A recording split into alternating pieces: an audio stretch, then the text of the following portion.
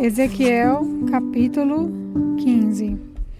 O Senhor falou comigo, ele disse: Homem mortal, será que pode comparar uma parreira com uma árvore?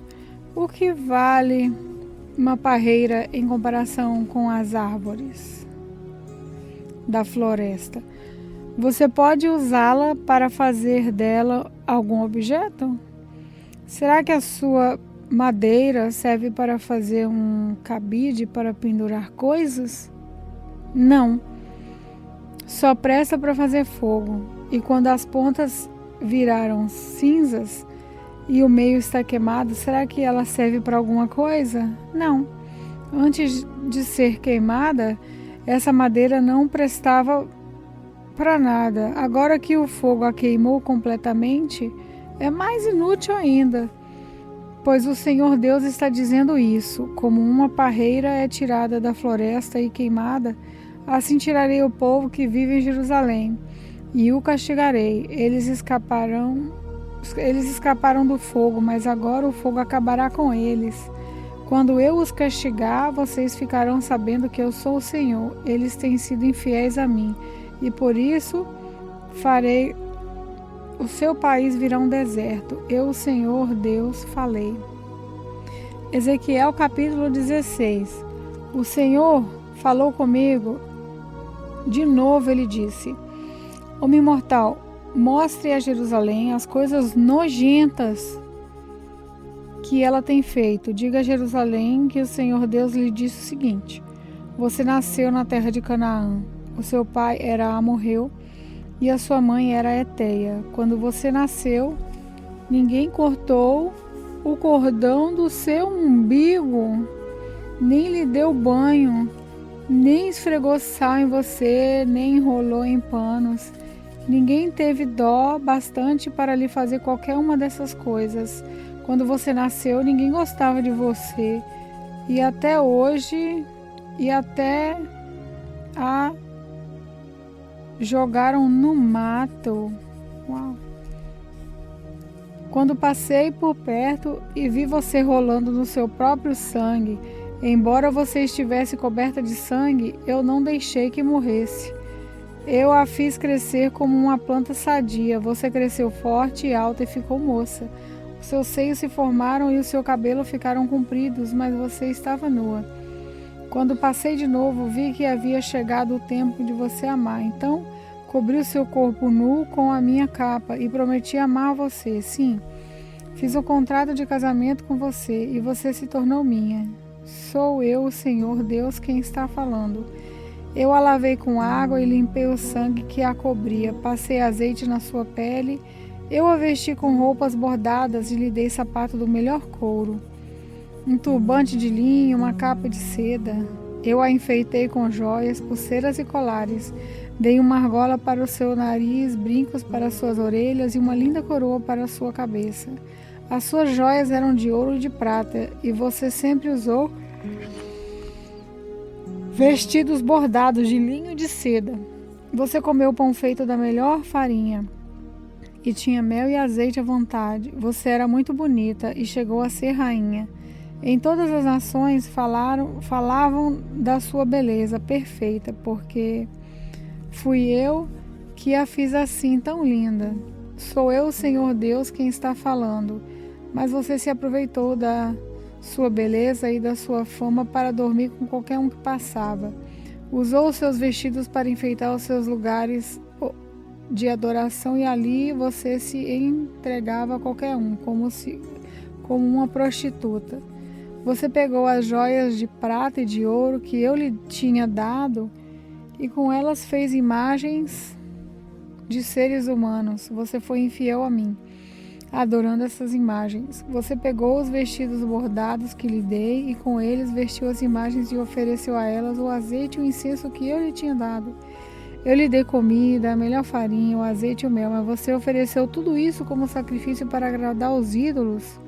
Sou eu, o Senhor Deus, quem está falando. Depois você pegou os nossos filhos e as nossas filhas e os ofereceram como sacrifícios a ídolos. Será que não bastou que você tivesse sido infiel a mim? Será que ainda precisava matar os seus filhos oferecendo em sacrifícios a ídolos? Durante a sua vida miserável de prostituta, nenhuma vez você se lembrou da sua juventude, quando estava nua rolando no seu próprio sangue. O Senhor Deus disse: ai de você, sim, ai de você. Depois de ter feito todo esse mal, você ainda construiu altares em todas as estradas para adorar ídolos e praticar a prostituição. Você arrastou a sua beleza pela lama e se ofereceu a todos que passavam e se afundou cada vez mais na prostituição e na adoração de ídolos. Você convidou os egípcios, seus vizinhos imorais, para que fossem para a cama com você, e com isso me deixou irado. Portanto, agora eu a levarei a mão, agora eu levantei a mão para castigá-la e para tirar a parte que você tinha na minha bênção. Eu a entreguei aos filisteus, que a odeiam e que estão com nojo das ações imorais que você tem praticado. Não satisfeita com tudo isso, você correu atrás dos assírios, você foi prostituta deles. Mas eles também não deixaram satisfeita. Depois você serviu de prostituta para os babilônios, aquela nação de comerciantes, mas eles também não a deixaram satisfeita. O Senhor Deus diz o seguinte: você fez tudo isso como uma prostituta sem vergonha. Em todas as ruas você construiu altares para ali adorar ídolos e praticar a prostituição. Mas você não faz isso por dinheiro, como uma prostituta qualquer. Você é como uma mulher que, em vez de amar o seu marido, comete adultério com estranhos. A prostituta é paga, mas você deu presentes a todos os seus amantes e ainda lhes ofereceu lembranças para que viessem de todas as partes dormir com você. Você é uma prostituta diferente. Ninguém a obrigou a se tornar prostituta. Você não recebe nada, mas paga sim, você é diferente. Por isso, agora, você, prostituta, escute o que o Senhor Deus diz. O que ele diz é isto: você tirou a roupa e, como prostituta, se entregou aos seus amantes e a todos os ídolos vergonhosos, e matou os seus filhos em sacrifício a ídolos. Por causa disso, eu vou reunir todos os antigos amantes, tanto os que você apreciava como os que detestava.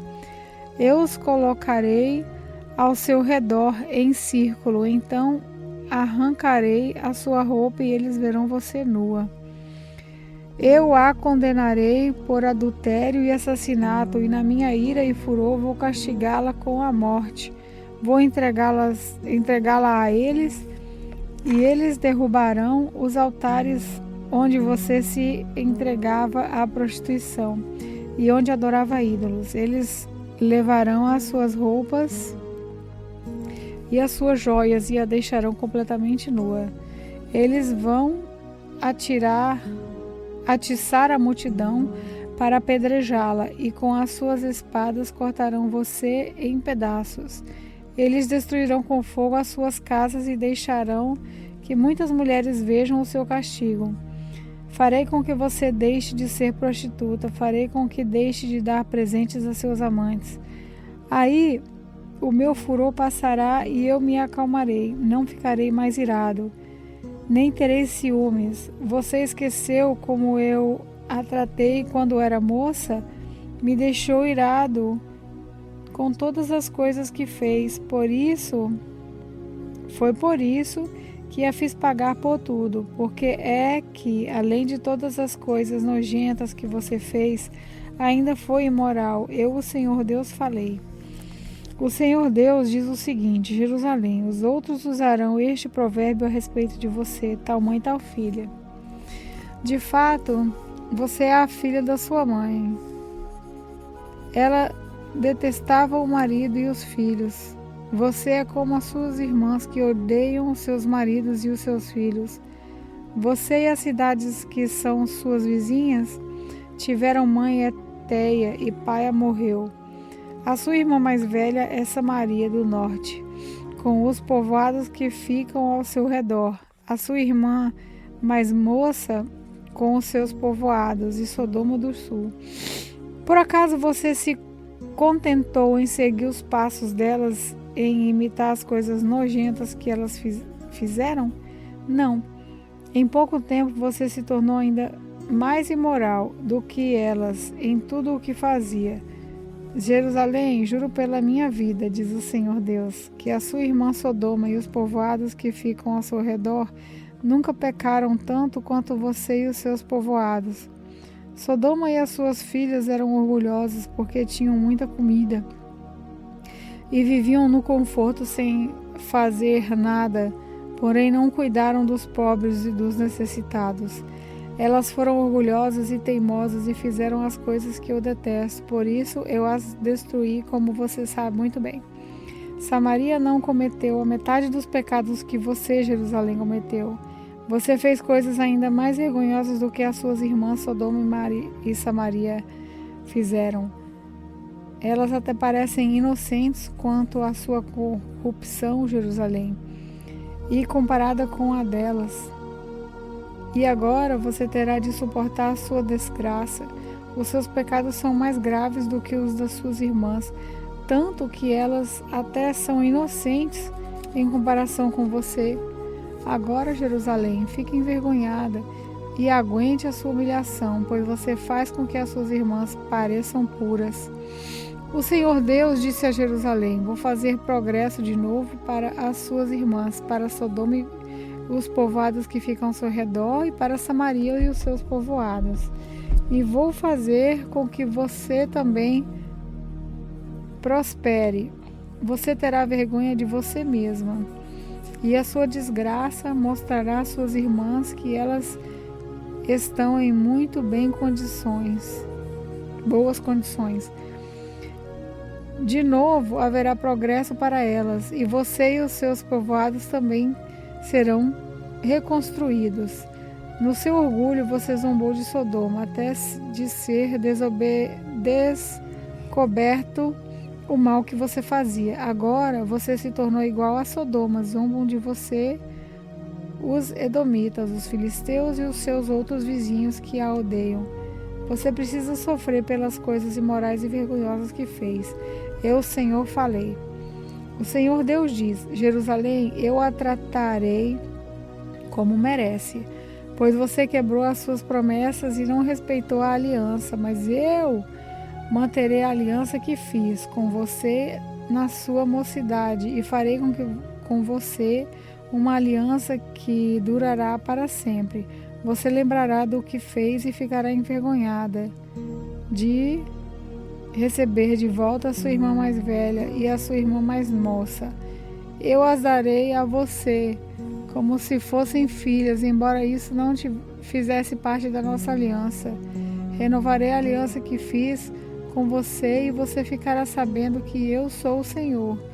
Eu perdoarei todas as coisas, mas que você fez, porém você lembrará delas e ficará envergonhada demais para dizer qualquer coisa.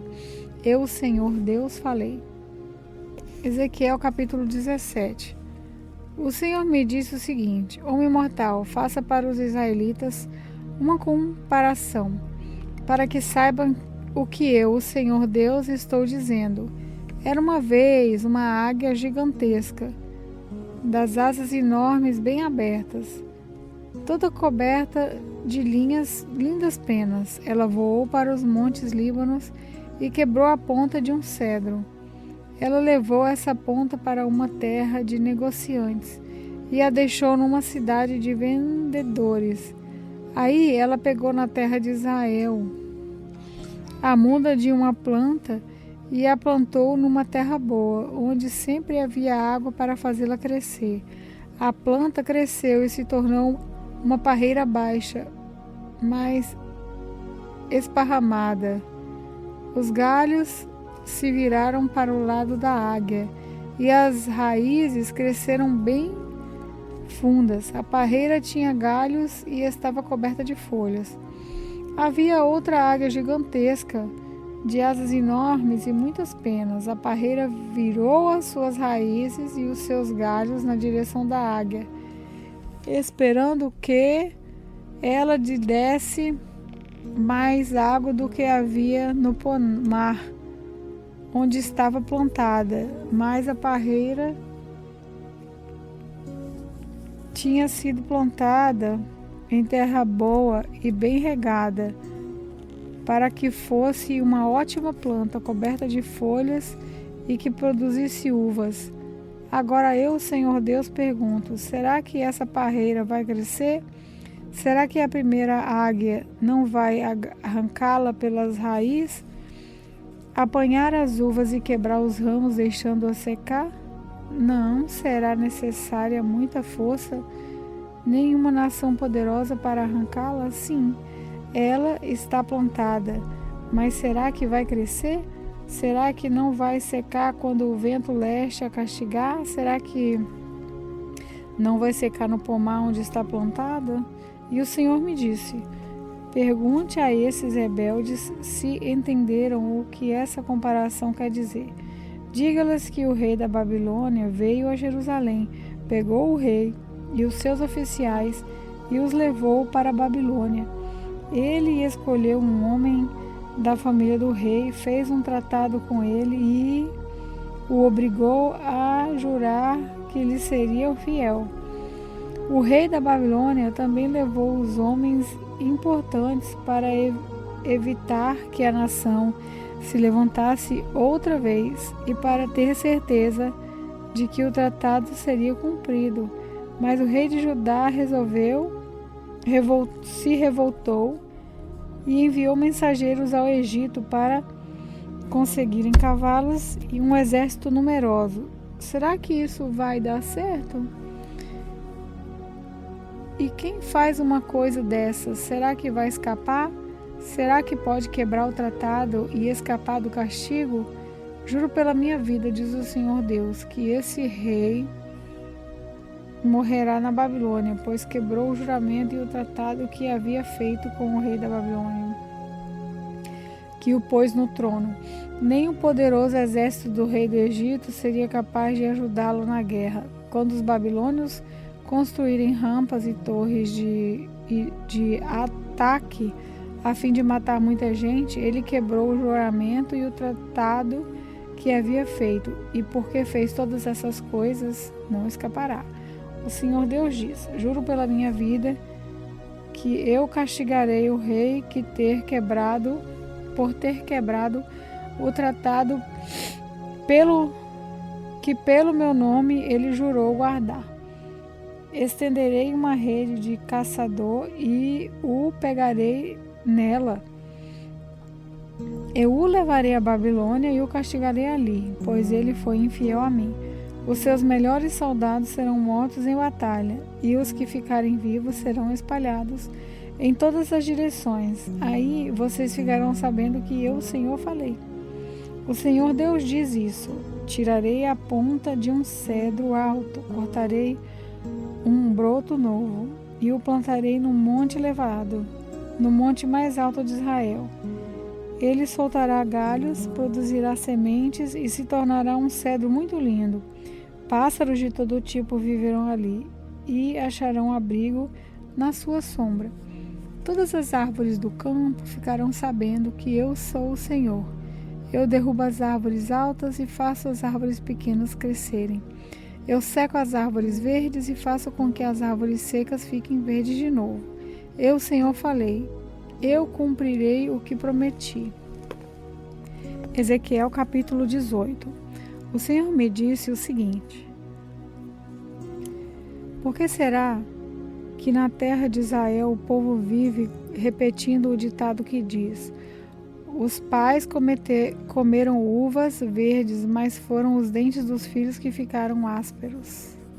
Juro pela minha vida, diz o Senhor Deus, que vocês nunca mais repetirão esse ditado em Israel, pois a vida de todas as pessoas pertencem a mim, tanto a vida do pai quanto a vida do filho. A pessoa que pecar é que morrerá. Imaginem que exista um homem verdadeiramente bom, correto e honesto. Esse homem não adora os ídolos dos israelitas, nem come a carne dos sacrifícios oferecidos em templos proibidos. Ele não seduz mulheres casadas, nem tem relações com mulheres durante as regras. Não engana nem rouba ninguém, devolve aquilo que lhe foi dado como garantia de empréstimo, dá comida a quem tem fome e roupa a quem está nu. Quando empresta, não cobra juros altos, recusa-se a fazer o mal e em qualquer questão as suas decisões são justas. Obedece aos meus mandamentos e guarda cuidadosamente as minhas leis.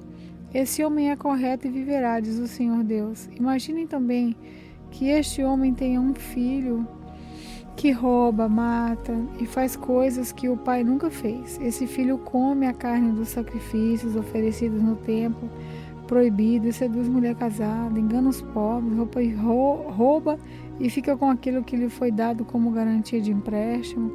Ele vai aos templos pagãos, adora ídolo nojento e empresta dinheiro a juros altos. Será que ele vai viver? Não, não vai. Ele fez todas essas coisas vergonhosas e morrerá por causa delas. Esse filho será culpado da sua própria morte. Agora, imaginem que, por sua vez, esse filho tenha um filho. Esse filho vê todos os pecados que o pai cometeu, mas não segue o seu exemplo. Não adora ídolos, os israelitas, não come carne do sacrifício oferecido em templo proibido, não seduz mulher casada e não explora nem rouba ninguém. Ele devolve aquilo que lhe foi dado como garantia de empréstimo, dá comida a quem tem fome e roupa a quem está nu. Ele se recusa a fazer o mal e não empresta dinheiro a juros altos. Guarda as minhas leis e obedece os meus mandamentos. Ele não morrerá por causa do pecado do seu pai e certo viverá. O pai dele enganou, roubou e se prejudicou os outros. Por isso morreu, por causa dos seus próprios pecados. Mas vocês perguntam, por que é que o filho não sofre por causa dos pecados do pai? A resposta é essa. É porque o filho fez o que era correto e bom. Ele guardou as minhas leis e as seguiu cuidadosamente. E por isso é certo que viverá. Aquele que peca é que morre. O filho não sofrerá por causa dos pecados do pai, nem o pai por causa dos pecados do filho. A pessoa boa será recompensada por fazer o bem. A pessoa má sofrerá o mal que pratica. Se um homem mau parar de pecar, se guardar as minhas leis e se fizer tudo o que é certo e bom, não morrerá, e certo viverá. Todos os seus pecados serão perdoados e ele viverá, porque fez o que é correto. Vocês pensam que eu gosto de ver um homem mau morrer? Pergunta o Senhor Deus. Não. Eu gostaria mais de vê-lo arrepender-se e viver. Mas se um homem correto deixar de fazer o bem e começar a fazer todas as coisas más e vergonhosas que os homens maus fazem, será que ele vai continuar a viver? Não. Nenhuma das boas ações que ele praticou será lembrada. Ele morrerá por causa da sua infidelidade e dos seus pecados. Mas vocês dizem, o que o Senhor faz não está certo. Escutem aqui, israelitas.